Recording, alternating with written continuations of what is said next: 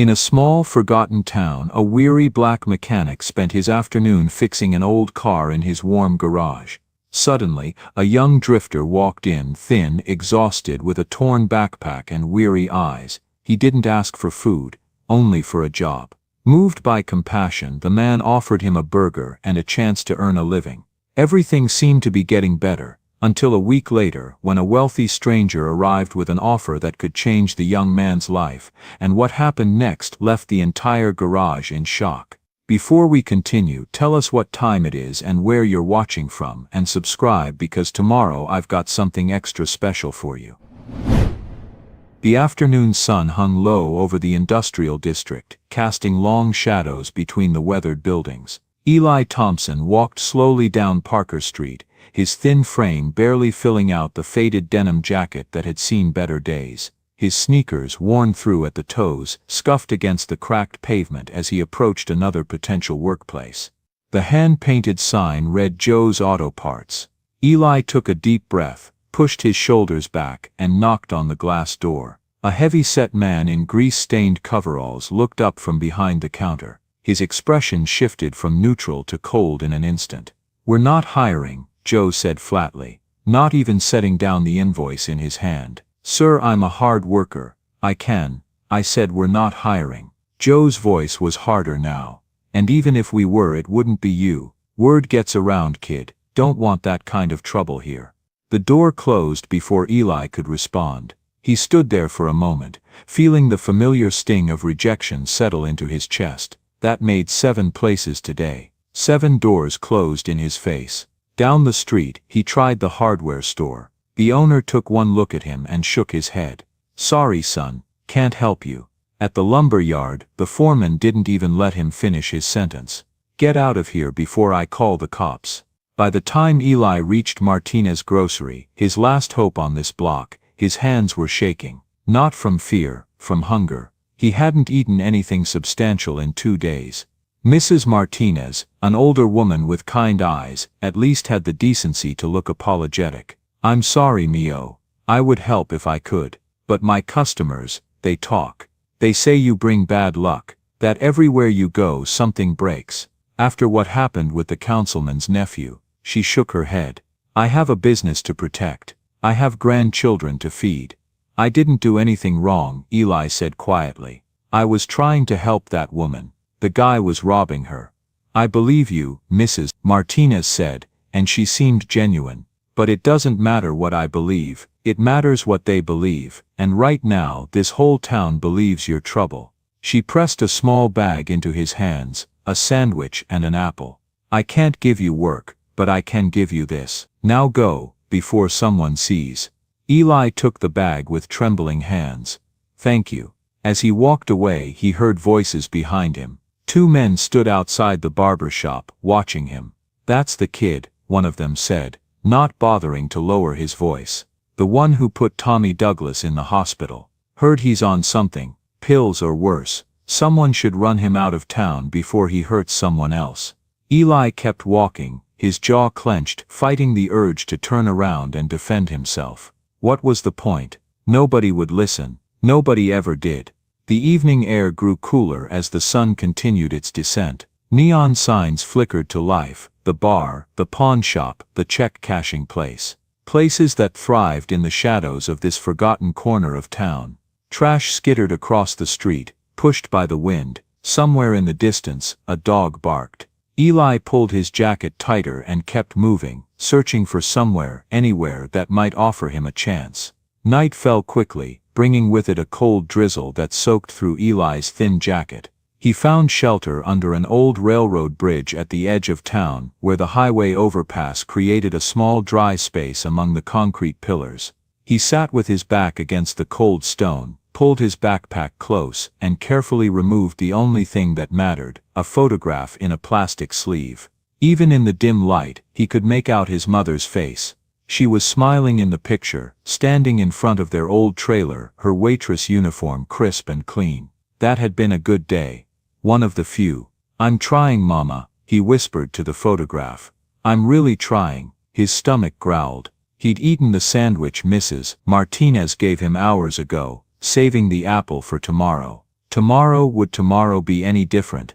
Would anyone give him a chance?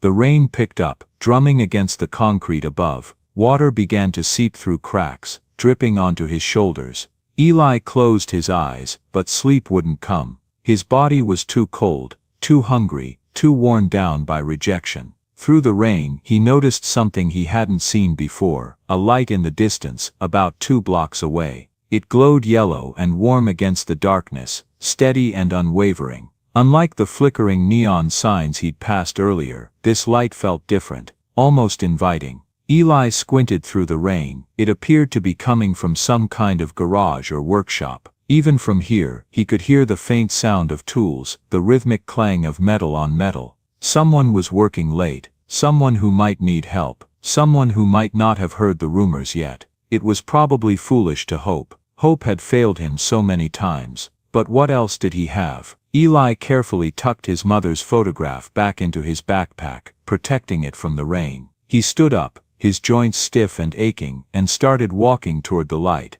With each step, the sound grew clearer, not just tools, but something else. An engine, old and struggling, coughing and sputtering, fighting to stay alive. The sound reminded him of his own heartbeat lately. Tired, barely holding on, but still running, just barely. Henry Carter stood under the hood of a 1967 Chevrolet Impala, his hands black with grease, his back aching from hours of bent-over work. The fluorescent light above buzzed and flickered, casting unstable shadows across the cluttered garage. He adjusted the carburetor one more time, and stepped back. "Come on now," he muttered, reaching for the ignition. The engine turned over, coughed twice, then died. Henry sighed deeply, the sound of a man who'd become accustomed to disappointment. He wiped his hands on a rag that was already too dirty to be useful and glanced at the old radio on the workbench. The late-night DJ was playing Muddy Waters, the blues guitar filling the empty spaces of the garage. This car had been his father's. Then it had sat in this garage for 20 years, waiting for Henry to have the time, the money, the heart to bring it back to life. Now he had time, too much of it. Customers had grown scarce. The bigger shops on the other side of town had newer equipment, younger mechanics, better reputations. Henry was just the old black man with the small garage on the wrong side of the tracks. The man who'd once been turned away from every decent job in town because of the color of his skin. The man who'd built this place with his own hands, only to watch it slowly die. He looked around the garage, walls lined with tools that had become extensions of his own hands, the smell of oil and metal that had soaked into everything, including his skin. This place was all he had left. After his wife left, after his boy, Henry closed his eyes, pushing away the memory. Some engines couldn't be fixed. Some things, once broken, stayed broken. The radio DJ announced the time, 11:47 p.m. Another day gone. Henry said to the empty garage, he should close up. Go back to the small apartment above the garage, where his sister Louise kept telling him he was wasting away. But the thought of lying awake in that empty room, staring at the ceiling, listening to his own thoughts, that was worse than staying here with the tools, and the oil, and the ghost of what this place used to be. At least here, surrounded by broken things, he felt less alone in his brokenness. Henry picked up a wrench, and turned back to the Impala. "Let's try one more time, old friend." The knock was so soft Henry almost didn't hear it over the radio. He looked up, confused. Nobody came by this late. Through the grimy window of the garage door, he could make out a figure, young, thin, soaked from the rain. Henry's first instinct was to ignore it. Nothing good came from late-night visitors in this neighborhood, but something made him walk to the door and crack it open. The kid standing there looked about 18, maybe younger, white, with shaggy brown hair plastered to his forehead, wearing a jacket that was more holes than fabric. His eyes were wide, desperate, but not in a dangerous way. More like a wounded animal, hoping not to be kicked again. "We're closed," Henry said. "I know, sir. I'm sorry to bother you." The kid's voice shook, from cold or fear or both. I'm looking for work. Any kind of work. I can clean, I can organize, I can—" "No, please sir, I'm a fast learner. I won't cause any trouble. I just need—" I said no. Henry started to close the door. "I'll work for free." The desperation in the kid's voice made Henry pause. Just for a few days, for food. I won't ask for money. I need somewhere to. The kid's voice broke. He looked down, clearly fighting tears. He pulled. Henry should close the door. He should tell this kid to go to the shelter on 5th Street. He should protect himself from whatever trouble this stranger might bring. The last thing he needed was more problems. But there was something in the way the kid stood there, shoulders hunched, trying to make himself smaller, less threatening. Something familiar. "What's your name?" Henry found himself asking. "Eli, sir, Eli Thompson." Recognition flickered in Henry's mind. "You're the one they've been talking about. The one who I didn't do anything wrong," Eli said quickly. "I know what people say, but I was trying to help. This woman was getting robbed and everything went wrong. It always goes wrong, but I didn't mean." He stopped, realizing he was rambling. Henry studied him for a long moment. The kid was shaking now, and not just from the cold. "Come inside," Henry heard himself say. Out of the rain, Eli's eyes widened in disbelief. "Really? Before I change my mind." Eli practically stumbled into the garage, water dripping from his clothes onto the concrete floor. He looked around with a mixture of awe and relief, like he just entered a sanctuary. "There's rags over there," Henry pointed. "Dry yourself off, then start with that corner. Needs sweeping." "Yes, sir. Thank you, sir. I'll do a good job, I promise." But as Eli hurried toward the corner, his hands shaking from cold and hunger and nervous energy, he knocked over a container of motor oil. It spilled across the floor in a dark puddle, spreading toward the toolbox. "Damn it," Henry snapped. Eli froze, staring at the spreading oil with horror. "I'm sorry. I'm so sorry. I'll clean it up. His hands were shaking so badly he could barely hold the rag. Henry thrust at him. As he bent down to start cleaning, his movements clumsy and panicked, he only seemed to spread the oil further. "Stop, just stop." Henry's voice was sharp with frustration. Eli stopped, still crouched on the floor, and Henry saw the kid's shoulders start to shake, not from cold this time, from trying not to cry. "I'm sorry," Eli whispered. "I'm sorry. I always mess things up. I'll leave. I'm sorry." Henry stood there, looking down at this kid kneeling in motor oil, shaking and apologizing for existing, and something cracked inside his chest. He saw himself at 23, standing outside the Peterson manufacturing plant, being told they didn't hire his kind. He saw himself at 25, turned away from job after job, watching his mother get sicker, unable to afford her medicine. He remembered what hunger felt like, what desperation felt like, what it felt like when the whole world treated you like you were nothing. "Stay here," Henry said quietly. "Don't touch anything." He walked out of the garage, letting the door close behind him. Eli remained on the floor, convinced he'd just ruined his last chance, ready to gather his backpack and disappear into the night. 10 minutes passed, then 15. The rain drummed steadily on the garage roof. Eli slowly stood up, preparing to leave. The door opened. Henry walked back in, carrying a paper bag. He didn't say anything, just set it on the workbench and gestured toward it. Eli approached cautiously. Inside the bag was a burger, cold from the 24-hour gas station down the road, but it might as well have been a 5-star meal. Next to it, a bottle of water. "Eat," Henry said simply. Eli's hands trembled as he picked up the burger. He tried to eat slowly, to have some dignity, but his body had other ideas. He wolfed down half of it, before he even realized what he was doing. Then he stopped, embarrassed. "It's okay," Henry said, his voice softer now. "Finish it."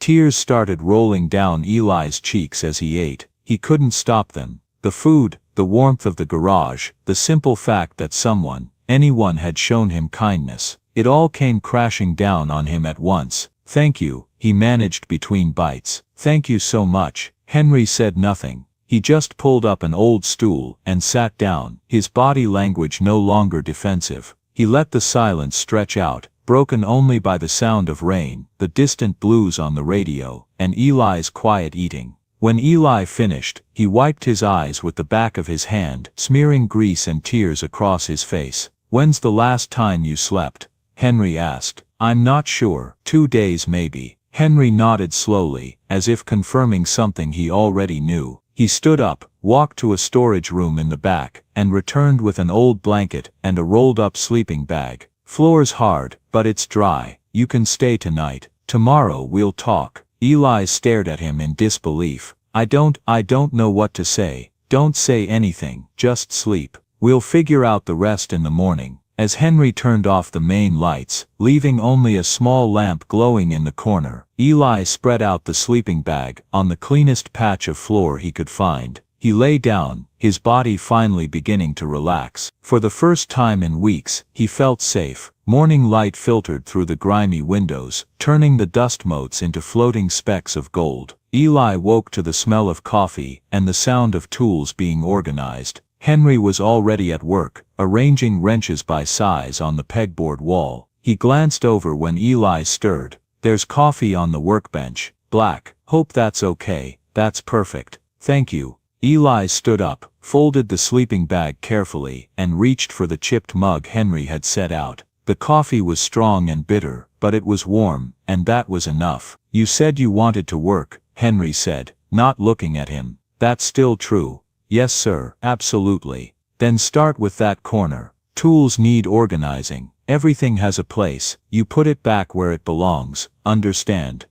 Yes sir. For the next hour, Eli worked in silence, sorting through boxes of bolts, organizing socket sets, sweeping oil stains that had probably been there for years. Henry watched him out of the corner of his eye, noting the careful way the kid handled each tool, how he paused to figure out where things belonged before putting them away. Come here, Henry finally said, gesturing toward the Impala. You know anything about cars? Not really, sir, but I want to learn. Henry handed him a wrench. First thing you need to know, a car isn't just metal and parts, it's got a heartbeat. You listen to the engine, you can hear what it's trying to tell you, where it hurts, what it needs. He started the Impala. The engine turned over but ran rough, coughing and sputtering. You hear that? Henry asked. That irregular rhythm. Engine's telling us something's off. Could be timing, could be fuel mixture, could be a dozen things. But you don't just start replacing parts. You listen first, you pay attention. Eli leaned closer, his ear almost touching the hood, his eyes closed in concentration. It sounds sad, he said quietly, like it's trying really hard, but something's holding it back. Henry looked at the kid with surprise. Most people heard noise. This kid heard emotion. Yeah, Henry said softly. That's exactly what it sounds like. For the first time in longer than he could remember, Henry felt something other than emptiness. Something small, fragile, but undeniably real. Hope. That afternoon, Henry walked to Martha's corner store, the small shop 2 blocks from the garage. Martha Rodriguez had run the place for 30 years, and she knew everyone's business. Well, she said when Henry walked in. Henry Carter, in the daylight. And before closing time, no less. What miracle is this? Just need some sandwiches, Martha. 2. Martha raised an eyebrow. 2. You got company. Got someone helping out at the garage. Helping out. Martha leaned on the counter, her eyes sharp with curiosity and concern. Henry, you know I heard about that Thompson kid. People say a lot of things, Henry interrupted. Most of it's none of their business. Martha studied his face for a long moment, then her expression softened. You're different today. Your eyes, they're clearer. When's the last time you smiled, Henry? What are you talking about? I smile. No you don't. Haven't seen you really smile in 5 years. Not since. She trailed off, not wanting to mention his son. But today, right now, the corners of your mouth went up. Just a little. Henry touched his face, almost surprised. Sandwiches, Martha. That's all I came for. But as he walked back to the garage, the paper bag warm in his hands, he realized Martha was right. Something inside him had shifted. The weight he'd been carrying felt just a little bit lighter. Over the next few weeks, a routine developed. Eli arrived before sunrise, swept the garage, organized tools, and watched Henry work. Gradually, Henry let him do more, handing him tools, teaching him how to check oil levels, how to identify different engine sounds. One morning, they stood together, over the open hood of the Impala, Henry's father's car, the project that had consumed him for months. This car meant everything to my dad, Henry said, his hands resting on the fender. He bought it new in '67, right after the riots, said he wanted something beautiful in the world. Something that ran smooth and true, even when everything else was falling apart. Eli listened, not interrupting. He died when I was 20. Left me this car, and this garage, and a lot of debt. Henry picked up a wrench, turned it over in his hands. I tried to make it work, got married young, had a son. But this neighborhood, people with money don't come here for repairs, and people here, they don't have money to spend. But you kept going, Eli said quietly. What else was I gonna do? This is all I know. Henry's jaw tightened. But knowing how to fix things doesn't mean you can fix everything. My wife, she left after our boy died, said I cared more about strangers' cars than my own family. Maybe she was right. Eli looked down at his oil-stained hands. My dad left too. Different reason, same result. He drank until there was nothing left of him. One day he just didn't come home. Mom tried to hold things together, but it was too much. She worked herself to death, literally. Heart attack at 46, behind the counter of a truck stop diner. How old were you? 16. After that, I just drifted. Tried to find work, but nobody trusts a kid with no family, no references, no address. His voice cracked slightly.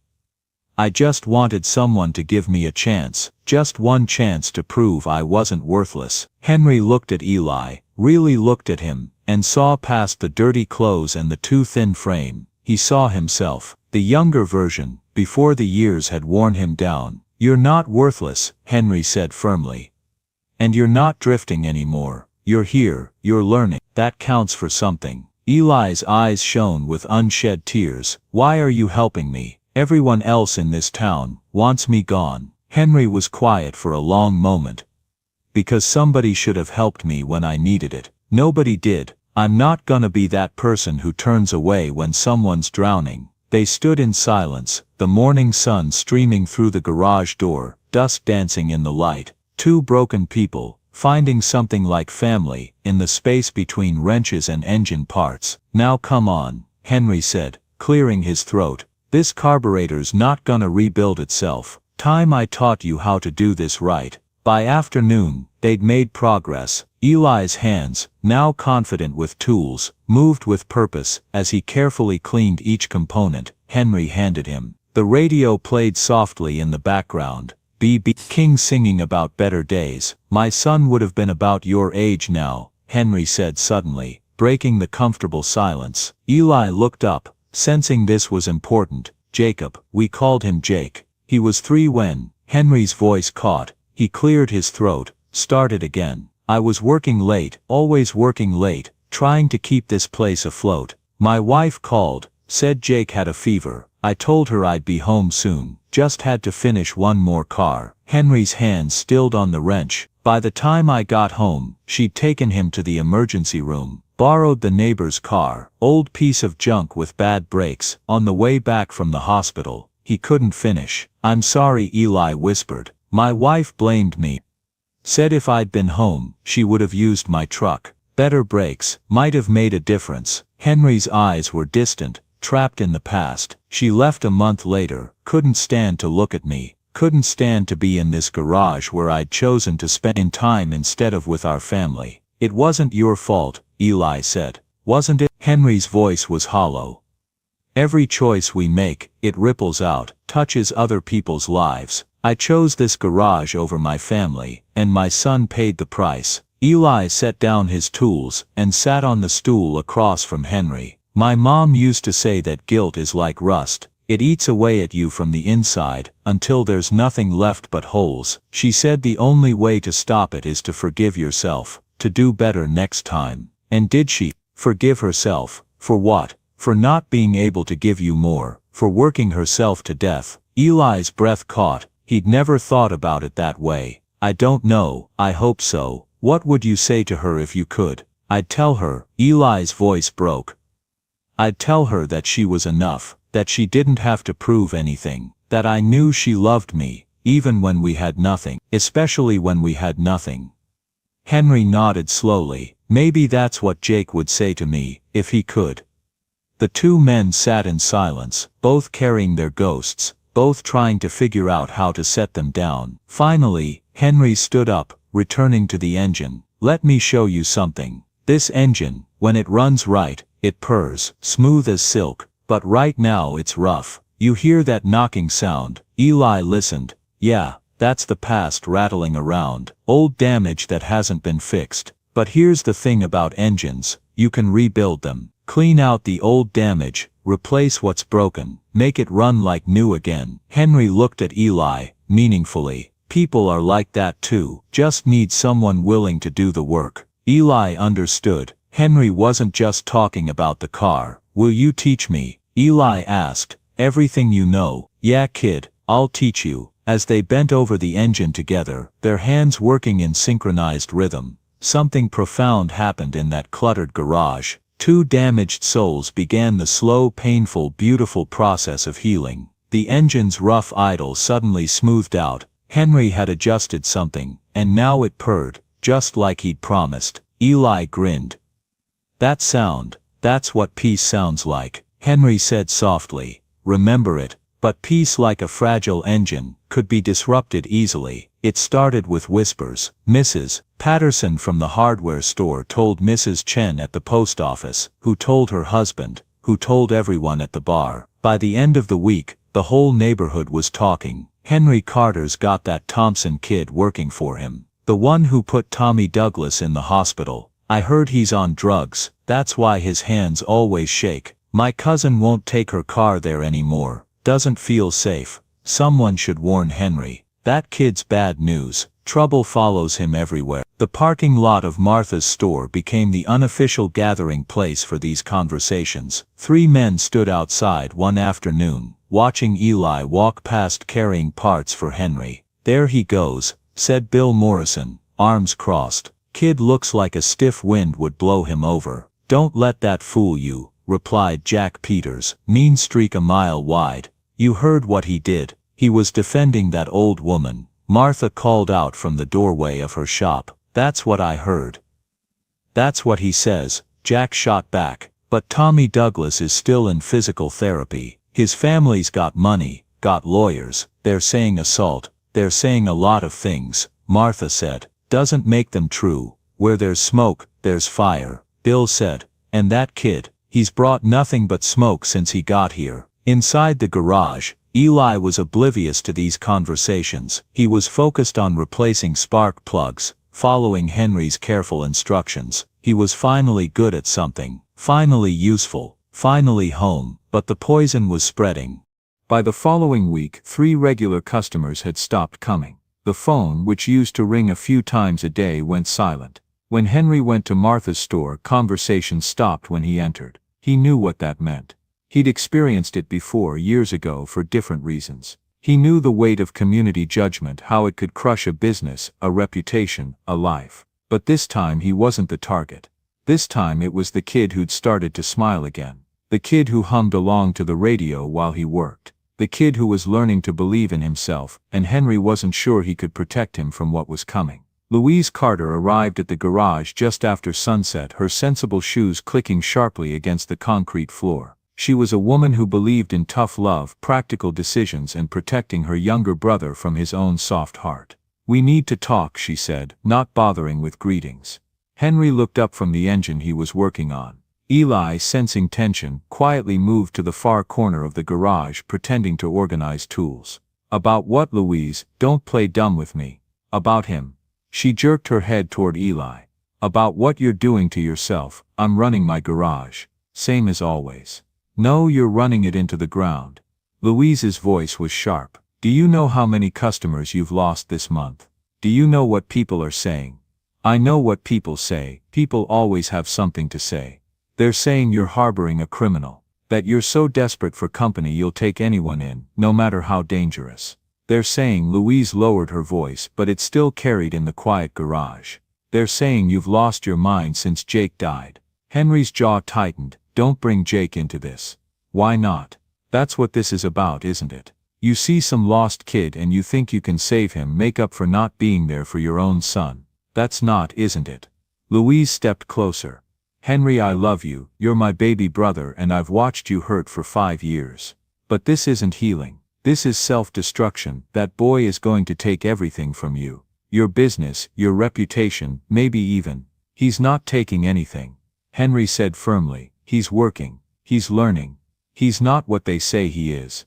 How do you know? How do you really know? Because he seems nice. Because he said he's innocent. Louise's voice cracked with frustration. You're running yourself into the ground trying to help someone who might not even deserve it. The electric bill is overdue. You're eating one meal a day.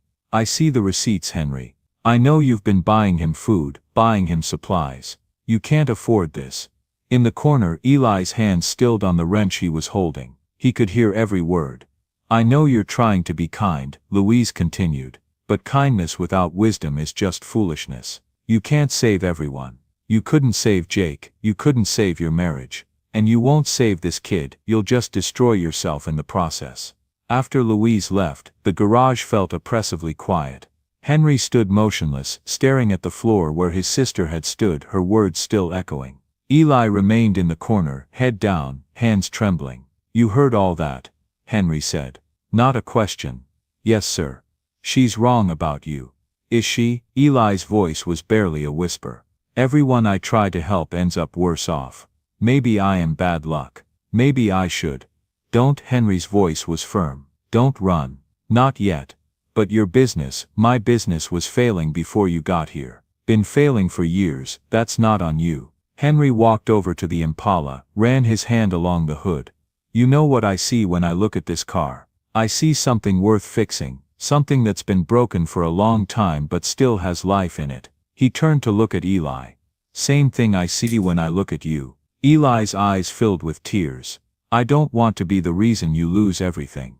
Then don't be. Stay, work, learn, prove them all wrong. Henry picked up a wrench, held it out to Eli.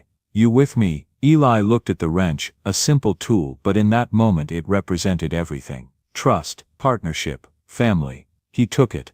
I'm with you. They worked side by side until midnight, not talking much, just the sound of tools and the old radio playing blues. The Impala's engine began to sound smoother, healthier. Outside, the town slept, unaware that inside this small garage, two men were building something stronger than reputation, more valuable than money. They were building hope, and hope, once it starts running, is hard to stop. 3 days later, everything fell apart. Eli woke before dawn, as usual. But this morning was different. He couldn't sleep. Louise's words kept playing in his head like a broken record. You'll just destroy yourself in the process. He thought about Henry. The way the man had started to smile more, to hum along with the radio, to seem lighter. But he also thought about the empty garage, the silent phone, the worried looks Henry tried to hide when he paid bills. Eli sat up on his sleeping bag and looked around the garage. This place had become home. The smell of oil and metal, the cluttered workbench, the old Impala that was slowly coming back to life, all of it felt safe. Felt right, but safety at Henry's expense. He pulled out his backpack, removed his mother's photograph. In the dim pre-dawn light, he studied her face. What should I do, Mama? He whispered. But he already knew the answer. His mother had sacrificed everything for him, working herself to death so he could eat. She would never want him to let someone else suffer for his sake. With shaking hands, Eli found a piece of paper and a pencil. He stared at the blank page for a long time before he could bring himself to write. Mr. Henry, thank you for everything. You gave me food when I was hungry, shelter when I had nowhere to go, and something more important than both, you made me feel like I mattered. You made me feel human again. But I can't stay, not if it means destroying what you've built. Your sister is right. I'm costing you customers, money, peace. You deserve better than that. I'll never forget what you taught me. Not just about engines, but about kindness.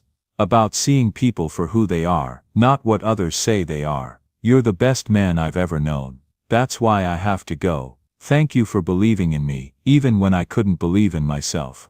Eli. He folded the note, placed it on the workbench where Henry would find it, and carefully rolled up his sleeping bag. He took one last look around the garage, at the tools he'd learned to use, at the Impala that was almost running perfectly, at the space where he'd felt, for a brief moment, like he belonged somewhere. Then he walked out into the cold morning darkness, leaving the only home he'd known in years behind. Henry woke at 7, later than usual. Something felt wrong. The quality of silence was different. He came downstairs to find the note on his workbench, Eli's sleeping bag neatly folded beside it. His heart sank as he read the words. "Damn it, kid," he muttered. He grabbed his jacket and keys and headed for his truck. The sky was already darkening with the promise of rain. Where would Eli go? He had no money, no connections, nowhere safe. Henry drove through the neighborhood, scanning the streets, past Martha's store, past the abandoned factory, past the railroad bridge where he suspected Eli might have slept before. Nothing. The rain started, light at first, then heavy, pounding against his windshield like accusations. Henry's hands gripped the steering wheel tighter. He thought about turning around, going home. Maybe it was better this way. Maybe Eli was right to leave, but he kept driving. He found himself at the edge of town, near the old abandoned gas station that had closed down 5 years ago. The place was a hollowed-out shell, pumps removed, windows broken, but the overhang still provided some shelter from the rain. There, huddled against the wall, soaking wet and shivering, was Eli. Henry parked the truck and got out, rain immediately soaking through his clothes. Eli looked up, eyes wide with surprise and shame. "I'm sorry, I had to." "Shut up," Henry said, not unkindly. He shrugged off his jacket and draped it over Eli's shoulders. "You're freezing." "I'm sorry," Eli repeated. "I didn't want to hurt you. I thought if I left, you thought wrong." Henry sat down beside him on the wet concrete, not caring about the rain, the cold, the indignity of it all. "You think running away solves anything? You think that makes my life better?" "Your sister said." "My sister says a lot of things. She's not always right." Henry looked at the kid, really looked at him, soaking wet, shaking from cold and emotion, trying to be brave. "You know what you remind me of?" Eli shook his head. "That Impala in my garage.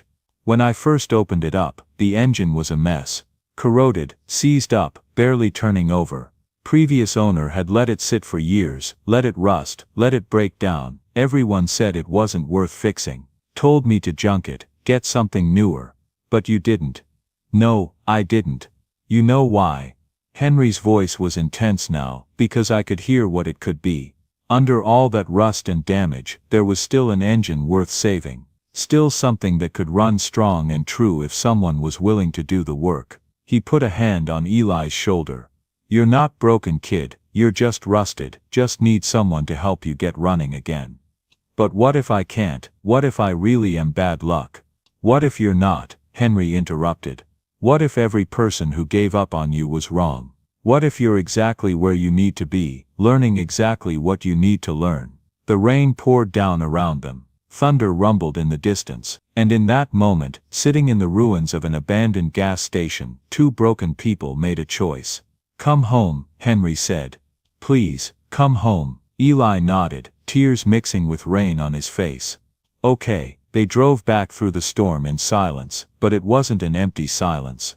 It was the silence of understanding, of commitment, of two people who decided not to give up on each other, or themselves. The next morning, they worked together on the Impala with renewed purpose. Everything Henry had taught Eli over the past weeks came together, the careful listening, the patient diagnosis, the precise adjustments. "Try it now," Henry said, stepping back from the engine. Eli turned the key. The engine turned over once, twice, then caught. But this time, it didn't sputter, it didn't cough, it purred, smooth, strong, perfect.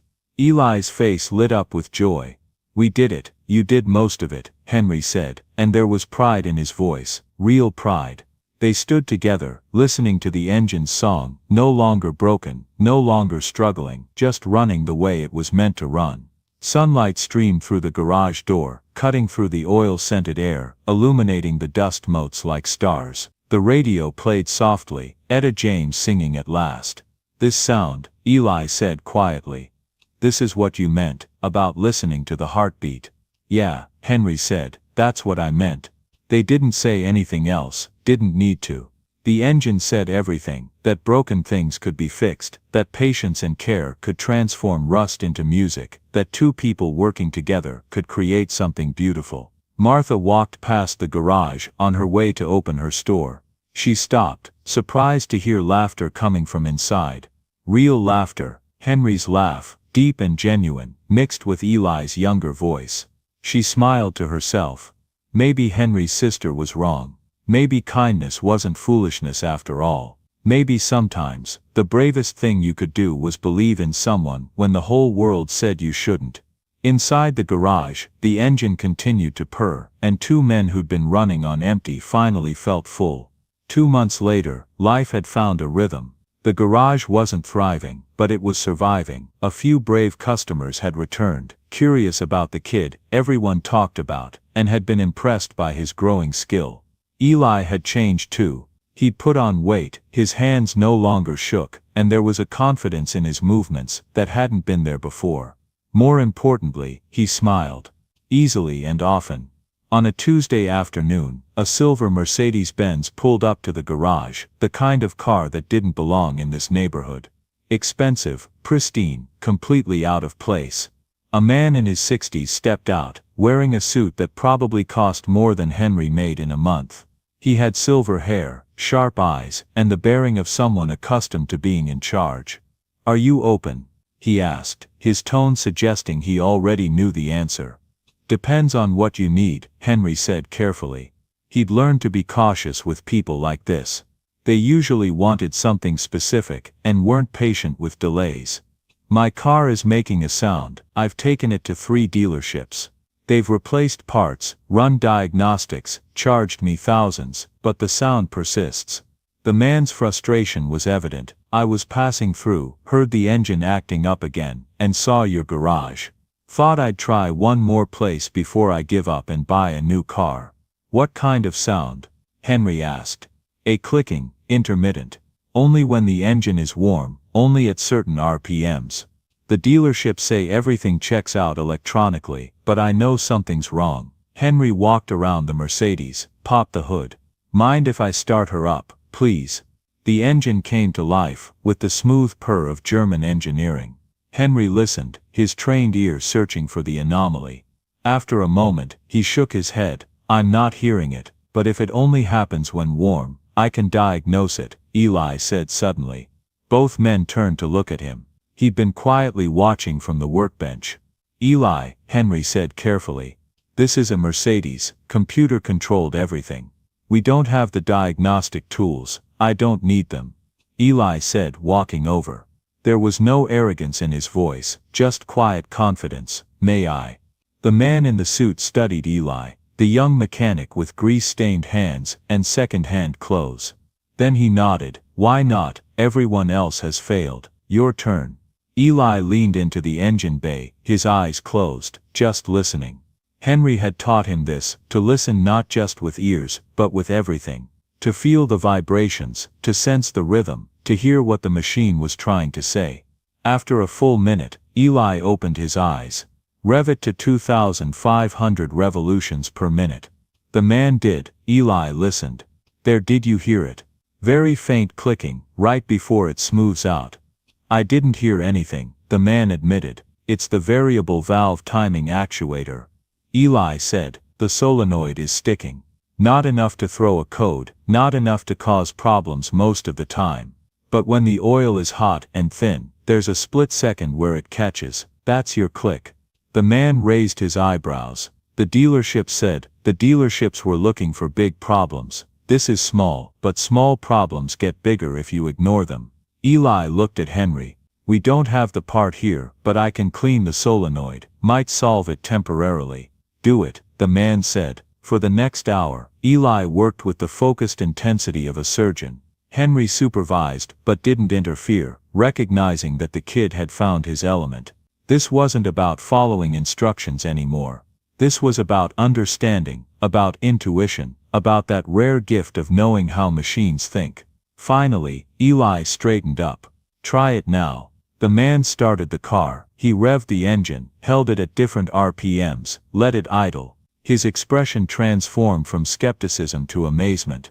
"The click is gone, should stay gone for a while," Eli said. "But eventually you'll need to replace that actuator. Don't let a dealership talk you into replacing the whole timing chain, just the actuator." The man shut off the engine, and turned to face Eli directly. "What's your name, son?"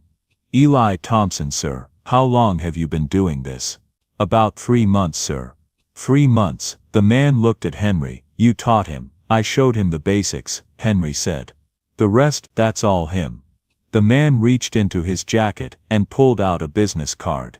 My name is Richard Douglas. I own Douglas Automotive Group, 12 dealerships across 3 states. I'm always looking for talent, real talent, not just people who can follow a computer's instructions. He handed the card to Eli.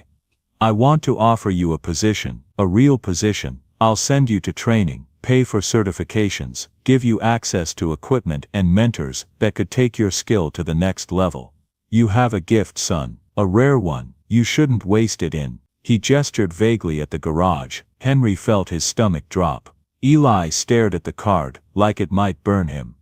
I don't know what to say. Say you'll think about it. Here's what I'm offering. Starting salary of $45,000 a year, full benefits, housing assistance for the first 6 months while you get settled. Our main training facility is in Atlanta. 6 months of intensive education with some of the best technicians in the country. After that, a position at any of our locations you choose. Mr. Douglas, Henry said, finding his voice. That's a generous offer, but nothing. Douglas looked at Henry with respect, but also finality. Sir, I can see you've done a good job with this young man. You should be proud, but he has potential that extends beyond this neighborhood. You know it, I know it, and I think he knows it too. He turned back to Eli. Take a few days, think it over. But opportunities like this don't come around often. I'll be in town until Friday. The number on that card reaches me directly. Douglas paid Henry double the usual rate for the repair, thanked them both, and drove away in his perfectly silent Mercedes.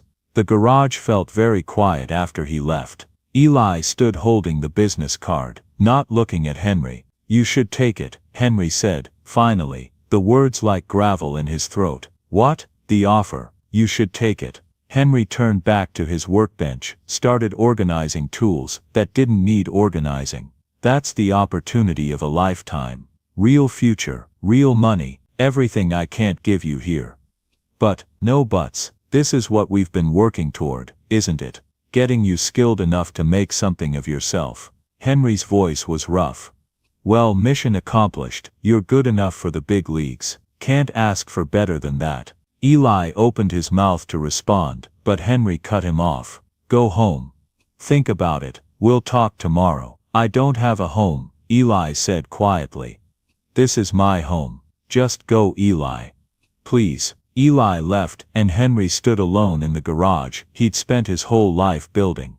The garage that had never been enough, not for his wife, not for his son, and now, not for the kid he'd come to think of as what? A second chance. He looked at the Impala, sitting silent and perfect. Everyone leaves eventually, he told the car. Should have learned that by now. 3 days later, Eli accepted the offer. He didn't tell Henry right away, he couldn't find the words. But on Thursday evening, as they were closing up the garage, Eli finally spoke. I called Mr. Douglas. I'm going to take the job. Henry's hand stilled on the tool he was putting away. Good, that's good. Is it? Eli's voice was anguished. Because it doesn't feel good. It feels like I'm abandoning you. You're not abandoning anyone, you're moving forward. That's what you're supposed to do. Henry forced himself to turn and face Eli. I'm proud of you, kid. You hear me? I'm proud. Then why won't you look at me? Henry met his eyes then, and Eli saw something there that made his chest tighten. Not anger, something worse, resignation. Like Henry had expected this all along, like he'd been preparing for it. When do you leave? Henry asked. Monday. Mr. Douglas is arranging transportation. He said I should pack light, they'll provide everything I need. Monday, that's soon. Yeah. They stood in awkward silence, all the words they should say, locked behind fear and pride. I'll finish up here. Henry said finally, you go get some rest. Henry, go on now. Eli wanted to argue, to say something that would fix this, but he didn't know what. So he left, climbing the stairs to the small apartment above the garage, where Henry had let him stay. He didn't sleep. He lay awake staring at the ceiling, clutching his mother's photograph, wondering if she would be proud of him or disappointed. On Monday morning, a car arrived to take him to Atlanta. Henry was already in the garage, working on a different car, pointedly not watching as Eli loaded his single backpack into the trunk. "Thank you," Eli said from the doorway. "For everything." Henry didn't turn around. "You're welcome. Do good, kid." "I will. I promise." The car pulled away. Henry finally looked up, watched through the grimy window as the vehicle disappeared down the street. Then he went back to work, alone again, with only the sound of tools and his own breathing to keep him company. The Impala sat in the corner, perfect and complete, with no one to appreciate it. Just like Henry himself. 5 years passed. The garage survived, barely. Henry took whatever work came his way, no longer caring about the quality of the jobs or the customers. He fixed what broke, and collected what he could. The light in his eyes, briefly rekindled, had gone out again. Louise visited every Sunday, bringing groceries, cleaning the apartment above the garage that Henry had stopped maintaining. She didn't say "I told you so," but it hung in the air between them anyway. "You should retire," she said one Sunday, surveying the dusty, cluttered space. "Sell this place. Come live with me." "And do what?" Henry asked. He looked older now, his hair fully gray, his movements slower. "Rest. Enjoy your life. You've worked hard enough." "This is all I know, Louise." "No," she said gently. "It's all you have left. That's different." She was right, of course. The garage had become less a business and more a museum of memories. The Impala still sat in the corner, covered now with a tarp. Henry couldn't bear to look at it. It reminded him too much of the brief period when he'd felt alive again. Eli never called, never wrote. Henry told himself it was for the best. The kid was busy building a life, a real future. Why would he want to look back at this run-down garage and the old man who'd given him a temporary home? Still, on slow days, Henry found himself listening for the sound of footsteps, watching the door, hoping. But hoping, he'd learned, was just another engine that eventually ran out of fuel. One evening, as he was closing up, Henry stood in front of the covered Impala. Slowly, he pulled off the tarp. The car gleamed, still perfect, maintained by muscle memory, even when his heart wasn't in it. He got in the driver's seat, turned the key. The engine started immediately, that perfect purr that he and Eli had created together. Henry sat there, listening, and for the first time in 5 years he let himself cry, for his son, for his failed marriage, for the kid who'd briefly made him believe in second chances, for all the broken things he tried to fix, and all the broken things he couldn't. The engine purred on, indifferent to his grief, perfect and alone. That night, Henry couldn't sleep. He went down to the garage at 2 in the morning, turned on a single work light, and sat on his stool, surrounded by the tools of his trade. The radio still worked. He turned it on, and like a gift from the universe, or a curse, it was playing an old blues song. The same one that had been playing the night Eli had first arrived, soaking wet and desperate. "Sometimes I feel like a motherless child." Henry looked around the garage. Every tool, every corner, every stain on the concrete held a memory. His father teaching him how to gap spark plugs. His son, at 3 years old, toddling around, helping by handing him the wrong tools. Eli, careful and eager, learning to listen to the heartbeat of engines. "I'm tired," he said aloud to the empty room. "I'm so damn tired." He thought about Louise's offer. Retirement. Peace. An easy chair and television, and waiting to die. It sounded awful, but it also sounded like relief. Maybe it was time to admit defeat. Time to accept that some engines can't be saved, and some people are meant to be alone. He stood up, walked to the Impala, placed his hand on the hood. The metal was cool under his palm. "Sorry, Dad," he whispered. "I tried." A sound outside made him look up. Footsteps on the gravel. Probably someone looking for directions, or worse, someone looking to rob the place. Henry didn't even have the energy to care. But then he saw the shadow in the doorway, and his breath caught in his throat. It couldn't be. A figure stepped into the dim light, tall now, filled out, wearing nice clothes but with the same gentle eyes. "Hi, Henry," Eli said quietly. Henry couldn't speak, couldn't move. His brain couldn't process what his eyes were seeing. "I know," Eli continued, taking a tentative step inside. "I know it's been 5 years. I know I should have called, should have written. I get out." Henry's voice was cold, foreign even to his own ears. Eli flinched. "I deserve that. But please let me," I said. "Get out. You made your choice 5 years ago. Don't come back here trying to ease your guilty conscience. It's not like that." "No." Henry's pain transformed into anger, a protective shell. "Then what is it like? You left, didn't look back. I was good enough when you needed something, but once you got your big break, I was just the old man in the forgotten garage. Well, congratulations on your success. Now leave me alone." "Henry, please, what do you want from me? Forgiveness, absolution. You want me to tell you it's okay that you disappeared, that I didn't spend 5 years wondering if I'd failed another kid?" Henry's voice cracked. "You got everything you wanted. What the hell are you doing here?" Eli's eyes were wet with tears, but his voice was steady. "I came back to fix something. Nothing here needs fixing. Everything's broken beyond repair, including me.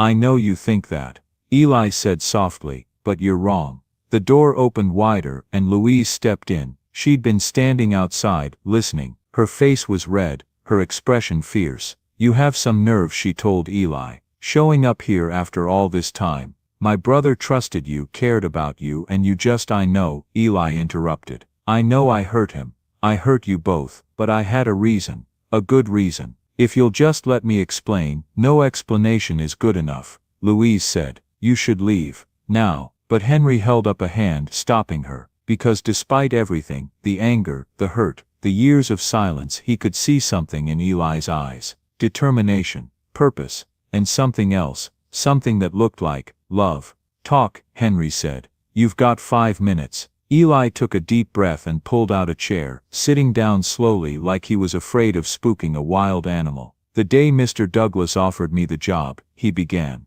"I was excited, of course I was. It was everything I'd never dared to dream about. But I was also terrified. Terrified of leaving you. You were the first person who'd shown me kindness in, maybe ever. So you expressed your gratitude by vanishing," Louise said sharply. "Let him finish," Henry said quietly. Eli nodded. "That night I couldn't sleep. I came down here to the garage around midnight. I was going to tell you I wasn't going to take the job, that I wanted to stay here with you building something together." He paused, his hands twisting together. "But before I could come in I heard voices. You and Louise were in here, talking." Henry's expression shifted. Understanding began to dawn. "I didn't mean to eavesdrop," Eli continued. "But I heard everything. Louise, you told Henry that he was destroying himself by helping me. That he'd been taking losses to give me work, to teach me. That he'd been deliberately breaking things so I could practice fixing them. So I wouldn't feel useless." Louise looked away, her jaw tight. "You told him that he couldn't even pay his electric bill because he was spending money on me. On food, on supplies, on tools." Eli's voice thickened with emotion. "And Henry, you said you were trying to be the person your mother would have wanted you to be. The person who didn't turn away from someone in need, even if it cost you everything." "You shouldn't have heard that," Henry said. "But I did, and it changed everything." Eli leaned forward, his eyes locked on Henry's. "You were sacrificing yourself for me. Your business, your financial security, maybe even your health. Louise was right. I was destroying you just by being here, and I couldn't do that to you. So you left," Henry said. "So I left. Not because I didn't care, because I cared too much." Eli's voice broke. "I thought if I took Douglas's offer, worked hard, became successful, I could come back one day and fix things. Actually fix them. Not just broken engines but your business, your life, everything you'd given up for me. It's been 5 years," Louise said, her voice softer now but still hurt. "Why didn't you call? Why didn't you write?" "Because I had nothing to offer yet. Every time I thought about reaching out, I asked myself, what can I give him that would make the sacrifice worth it? A phone call, an update on my life. That wasn't enough. Not even close." Eli reached into his jacket and pulled out a rolled-up set of papers. "So I worked. I saved. I learned everything I could, and I built this." He unrolled the papers on the workbench. They were architectural plans, detailed, professional, beautiful. This is Henry's Hope Garage, Eli said. A full-service automotive training center and repair shop. 5 bays, modern equipment, classroom space, everything needed to teach young people, especially kids like I was, how to fix engines and fix themselves. Henry stared at the plans, unable to speak. The building 2 blocks from here, the old warehouse that's been empty for years, I bought it. Or rather, my company bought it. I own 30% of a successful specialty repair business in Atlanta now. Douglas helped me get started, and I built it from there. And every dollar I saved I put aside for this. Eli pointed to different areas of the plans. This is your workshop, separate from the training area, so you can still work on what you love. This is the classroom where you'll teach. This is the waiting area with comfortable chairs and decent coffee. And this, he pointed to a corner of the plan, is where the Impala will sit, displayed. A reminder that broken things can be restored. Louise's hand was covering her mouth. Tears ran down her face. The funding is secure, Eli continued. Construction can start next month. It'll take 6 months to complete, and when it opens it'll be yours to run. I'll be a silent partner, but this is your garage, your legacy. Henry Carter's place, where people learn that everyone deserves a second chance, that kindness isn't weakness, that fixing broken things, engines or people, is the most important work anyone can do. Henry still couldn't speak. He looked at the plans, at the careful details, at the love evident in every line. I know I hurt you by leaving, Eli said, his voice thick with tears. I know I hurt you by staying silent, but I couldn't come back until I had something to give you, something that matched what you gave me. You gave me hope when I had none. You gave me a future when I couldn't see past the next day. You gave me, his voice broke completely, you gave me back my life. He stood up, walked to Henry and knelt down in front of him, the way someone might kneel before a father. I'm sorry it took so long. I'm sorry I caused you pain, but I'm here now, and I want to build this with you, if you'll let me, if you'll forgive me. Henry looked down at this young man,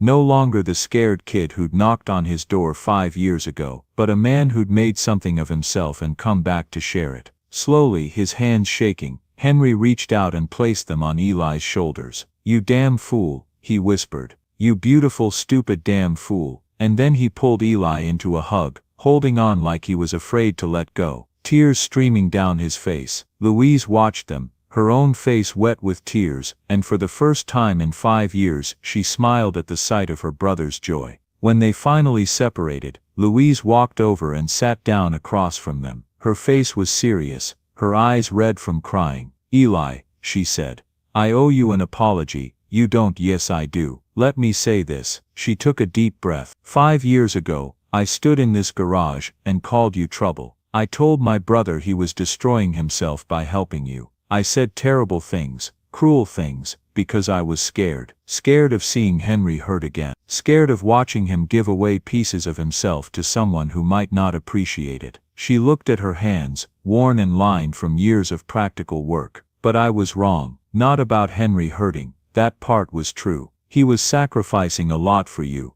but I was wrong about you. I judged you based on what other people said, on fear and rumors, instead of seeing who you really were. You were trying to protect him, Eli said. I understand that. Understanding doesn't make it right. Louise met his eyes. You were a kid who'd been dealt a bad hand. You were trying your best with nothing and no one to help you. And when my brother, bless his stubborn heart, finally did help you, I tried to tear it down. I'm ashamed of that. Louise. Henry started. Hush, I'm not done. She turned back to Eli. When I heard you at the door tonight, I was ready to tear into you, ready to protect Henry one more time from being hurt. But then I saw these plans, and I realized something. You left to protect him too. We were both trying to save him in our own ways. The difference is you succeeded. She reached across and took Eli's hand. Thank you, for caring about my brother enough to sacrifice your own happiness, for working 5 years to give him something real, for coming back when it would have been easier to just send money and stay away.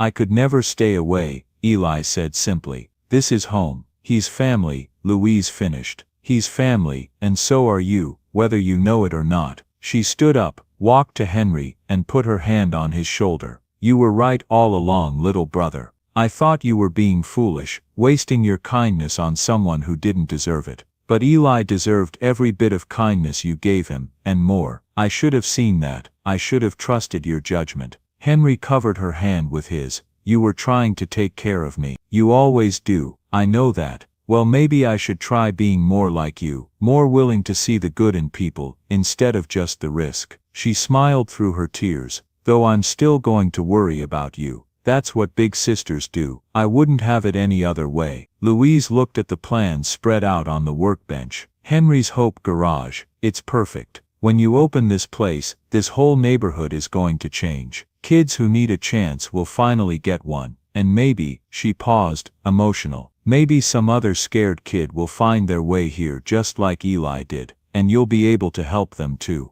That's the idea, Eli said. To build something that lasts, something that keeps giving chances to people who need them. Louise nodded. I want to help. With the business side, permits, accounting, whatever you need. Consider me officially invested in Henry's Hope. You don't have to, Henry started. I want to. Let me do this. Let me be part of something good. She looked between the two of them. Let me be part of this family you two have built. The three of them stood in the old garage, the place where it all began, and for the first time in years, the space felt full, not of cars or tools or work, but of something more important. Love, forgiveness, hope. The Impala sat nearby, its engine perfect and silent, a testament to what patience and care could accomplish. Tomorrow they would start building the new garage. Tonight they were just three people who'd found each other in the darkness and chosen not to let go. 6 months passed in a blur of construction, planning, and anticipation. The old warehouse transformed. Where there had been broken windows and rotting beams, now there were clean glass panes and solid steel. The 5 repair bays gleamed with new equipment. The classroom had whiteboards, comfortable seating, and a library of repair manuals. The waiting area looked more like a community center than a garage, warm, welcoming, human.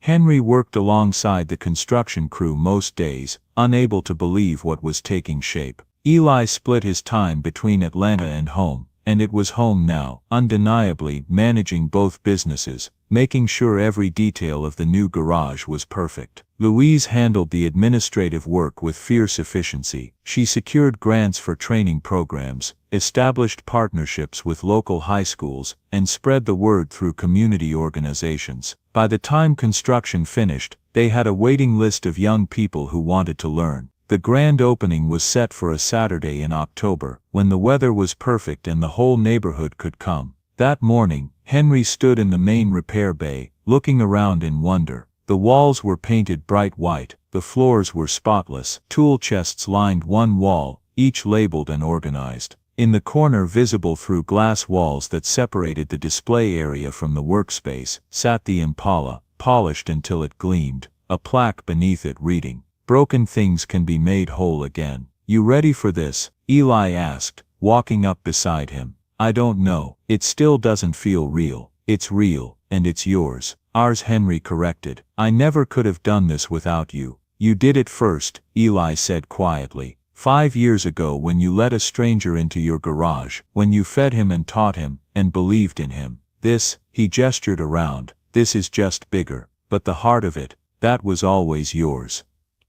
People started arriving. Martha from the corner store, carrying a homemade banner that read, "Congratulations, Henry." Carlos, the truck driver who'd been one of Henry's few loyal customers, brought his whole family. Mrs. Martinez from the grocery store came with her grandchildren. Former customers, curious neighbors, and even some of the people who'd once spread rumors about Eli, they all came, drawn by the transformation they'd witnessed. Louise stood at the entrance, greeting everyone, her face bright with pride. She'd printed programs that explained the garage's mission to provide automotive training and career opportunities to young people in need, regardless of their circumstances or past. The mayor showed up, impressed by the partnership between Henry's local expertise and Eli's business success. Several local reporters came to cover the story of the young man who'd made good and came back to help his community. But the most important arrivals were the 12 young people who'd been accepted into the first training program. They ranged from 16 to 22. Some had dropped out of school, some had been in trouble with the law, some were simply poor, with no clear path forward. All of them were nervous, hopeful, and trying not to show either. They reminded Henry of Eli on that rainy night years ago. They reminded Eli of himself. "Welcome," Henry said to them, his voice carrying across the garage. "Welcome to Henry's Hope. You're here because someone saw potential in you. Maybe you don't see it in yourself yet, but we do. This place exists to teach you a trade, yes. But more than that, it exists to teach you something I learned from a very wise young man, that broken things, engines, lives, hearts can all be fixed. If someone cares enough to try." He paused, emotion thick in his throat. "I care enough. We all care enough, so let's get to work." The crowd dispersed after the ceremony, leaving the 12 new students standing in the main bay, looking uncertain. They were rough around the edges, baggy clothes, suspicious eyes, the defensive posture of people who'd learned to expect disappointment. Eli stepped forward, holding a wrench. The same wrench Henry had handed him 5 years ago. "My name is Eli Thompson," he said. "5 years ago, I was exactly where you are now. Actually, I was worse off. I was homeless, hungry, and everyone in this town had decided I was worthless. I believed them. I thought I was cursed, that everything I touched would break, that I was meant to fail." He walked among them, making eye contact with each student. "Then I met Mr. Henry. He didn't see a curse or a failure. He saw someone who needed a chance, just one chance, and he gave it to me, even though it cost him customers, money and respect in this community." One of the students, a thin girl with a scar on her cheek, spoke up. "But you're different. You're successful now. You got out." "You're right. I did get out. But not because I was special or talented or lucky. I got out because someone taught me how to listen. Not just to engines, but to the voice inside that said I was worth saving." Eli held up the wrench. "This is a simple tool, probably costs $5. But in the right hands, with the right knowledge, this tool can take something broken and make it whole again." He walked to a car they'd positioned in the center bay, an old Honda Civic, donated, with a mysterious engine problem. "Today, I'm going to teach you what Mr. Henry taught me. We're going to listen to this engine, and figure out what's wrong. Not with computers or fancy equipment, with our ears, our hands, and our hearts." The students moved closer, intrigued despite themselves. Eli started the car. The engine ran rough, coughing and misfiring. "What do you hear?" "Sounds like it's dying," one student said. "Good. What else?" "It's not smooth," another offered. "Like it's fighting itself." "Excellent. Now close your eyes." Eli moved among them. "Don't just hear the sound, feel it.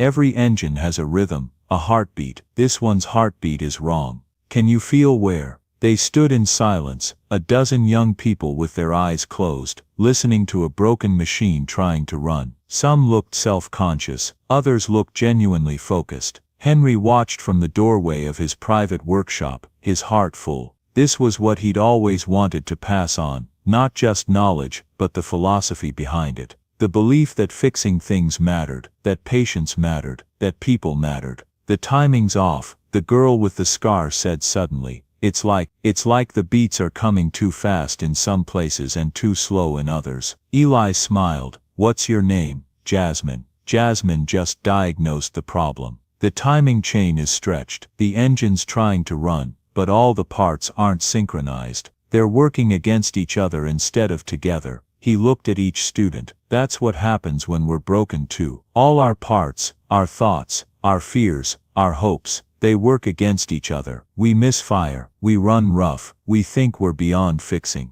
He placed his hand on the hood, "But we're not. With the right help, the right tools, the right patience, we can get all our parts working together again. We can run smooth, we can be whole." Henry stepped forward then. "That's what we're going to teach you here. Yes, you'll learn how to fix cars, that's important, but more than that, you'll learn how to fix yourselves. How to believe you're worth the effort, how to listen to your own engine, and know when something needs adjusting." He picked up a wrench and handed it to Jasmine. "Let's get started." For the rest of the afternoon, those 12 students worked on that Honda Civic under Eli and Henry's guidance. They made mistakes, they got frustrated, but they also learned. And more importantly, they began to hope. Evening came, painting the sky in shades of orange and gold. The students had left, promising to return Monday. The garage was quiet now, just Henry and Eli remaining. They walked together to the display area where the Impala sat, gleaming under soft lights. Henry ran his hand along the fender, the way he'd done thousands of times over the years. "Your dad would be proud,"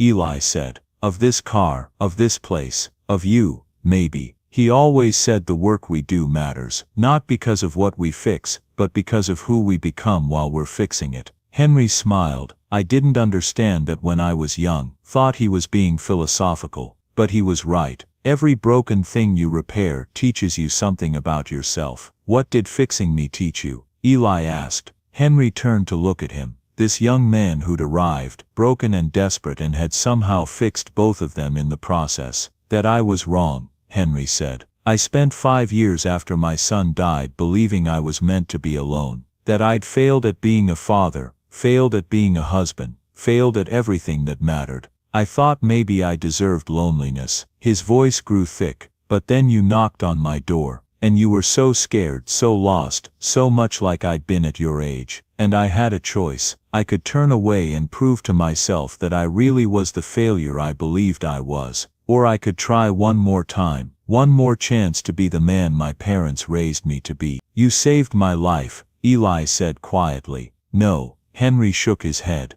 "You saved mine. You reminded me why I do this work, why I get up every morning, why any of it matters." He gestured to the garage around them. "This place exists because you believed I was worth coming back for, because you saw value in an old man who'd given up on himself." "I saw a father," Eli said, his voice breaking. "I saw the father I never had. The one who teaches you, believes in you, doesn't give up on you even when you mess everything up." Henry's eyes filled with tears. "And I saw my son, a second chance to get it right, to be present, to teach what matters." They stood in silence for a moment, both overcome with emotion. "Can I?" Eli hesitated. "Can I call you that, what I've wanted to call you for 5 years but didn't think I had the right?" Henry knew what he was asking. He nodded, unable to speak. "Thank you, Dad," Eli whispered. "For everything." Henry pulled him into a tight hug, and they stood there in the fading light, surrounded by tools and dreams made real. Two men who'd found family in the least likely place. When they finally separated, Henry wiped his eyes and smiled.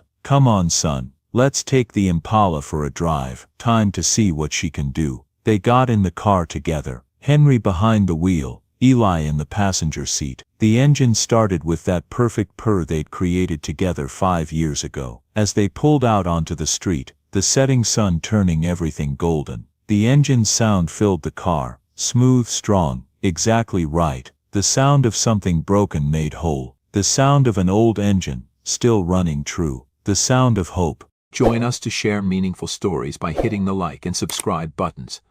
Don't forget to turn on the notification bell to start your day with profound lessons and heartfelt empathy.